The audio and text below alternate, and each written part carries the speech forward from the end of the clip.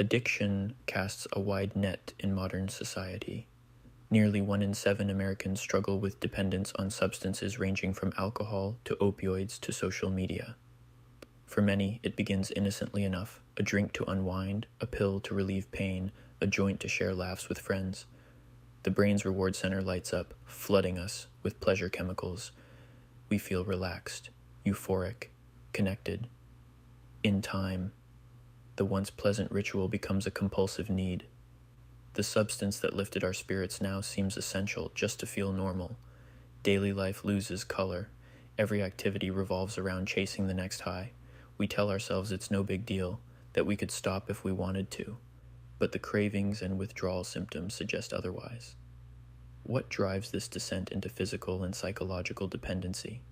Why do our brains cling ever harder to things that no longer bring us joy? The answer lies in the motivating power of pain. Our addictions often germinate as attempts to avoid discomfort, stress, sadness, trauma, boredom. Intoxicants promise instant relief from whatever ails us. For a while, they deliver. But the more we numb our distress, the more it metastasizes into shadowy, nameless anxiety. Fearing this diffuse suffering, we double down on our drug of choice. Round and round it goes. Both pain and addiction speak to a deficiency, an absence of something vital in our lives: wholeness, meaning, inner peace, community. We may barely notice this lack on a surface level, but our primal survival drives due. When we try filling the void with external substances, it is invariably the wrong shape. The emptiness remains, the cravings intensify. Escapism offers only an illusion, a temporary chemical split between mind and deepest self.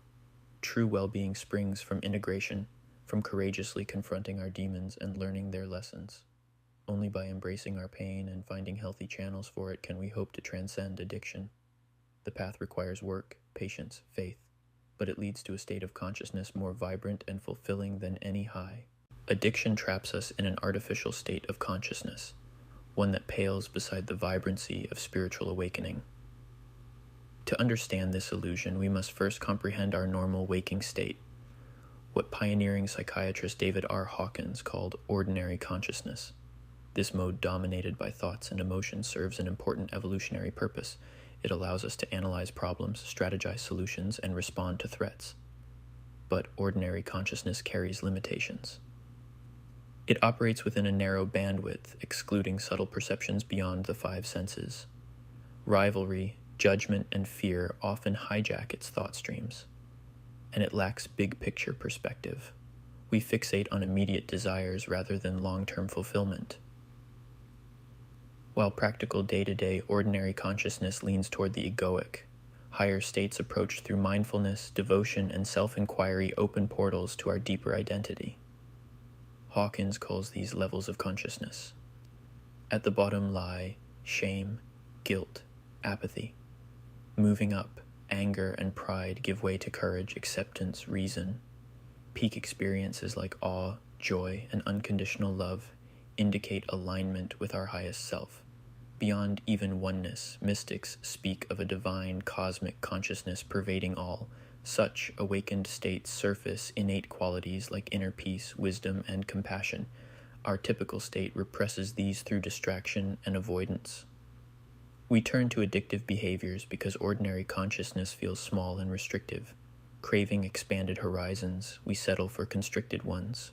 The high produced by substances reflects this trade-off. In the moment, intoxication briefly suppresses ego and loosens fixation on thought. We get a tiny taste of living unfiltered. But as the drug wears off, awareness contracts again. We resume lugging around the burden of self. Rather than relaxing into being, we tense up wanting more. So the cycle of chasing highs continues. Each hit offers freedom from the last crash. Our whole relationship to consciousness becomes reactionary. This is the Faustian bargain of addiction, trading genuine presence for a cheap imitation. By numbing our default state, substances provide an impression of awakening, but it is merely a temporary chemical vacation from ourselves.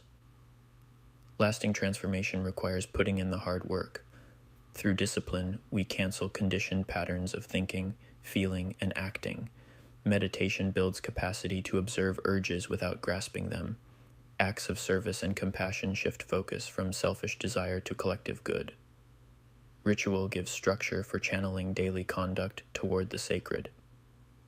There are no quick fixes on the path, but its destination, living calmly and fully in each moment, promises riches beyond imagination.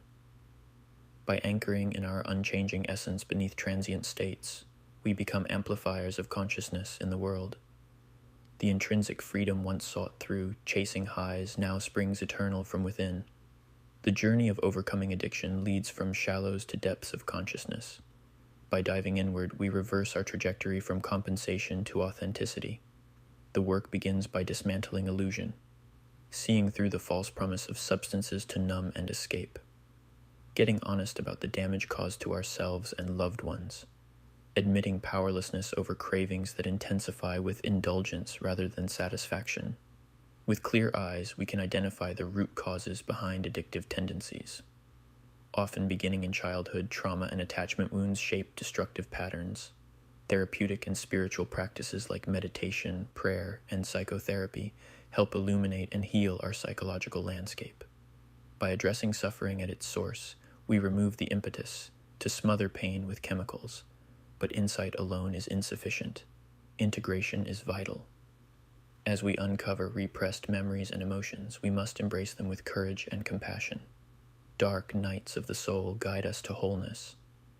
By learning to hold even our most intense states with equanimity, we claim their energy to fuel our growth. We then begin reorienting this power toward creativity and service. Our addictions frequently serve as misguided quests for purpose and connection. Refocusing on goals and communities that uplift society addresses these underlying needs constructively. Through acts of generosity, self-care, and social justice, we transform deadly compulsions into life-affirming missions. At the same time, we fill the empty spaces once occupied by addiction, cultivating presence and stillness. Through meditation, time in nature, and mindfulness practices grounds us deeply in the moment. Daily rituals provide structure and meaning. Heart-centered rituals like worship, dance, poetry, or music open channels to cosmic consciousness pervading all things. By infusing life with awe, reverence, and communion, we no longer fear being alone with ourselves. Our need for distraction and escape naturally resolves. From this space of sacred fullness, we behold the sublime wholeness available in every breath. None walk this path alone. Fellow travelers provide invaluable support and strength. In recovery groups, therapy, shared spiritual practice, we experience the healing power of being seen, heard, and understood. Our brokenness connects us in the most human way. Together, we learn the secret of transformation, that our wounds, not just our gifts, make us who we are. By embracing the full mosaic of our experience, we alchemize suffering into salvation. The parts once denied are welcomed home to the whole. Thus, unified inwardly, we become beacons of light for others still lost in darkness. Our hard-won freedom liberates us to serve the collective awakening. Everything given to our recovery pays forward to all beings. In this spirit, may we invest our energy in elevating life. May we turn within to expand beyond, and may we find through overcoming our own addictions an eternal fountain, one that forever quenches the longing for wholeness. The wound is the place where the light enters you. Rumi.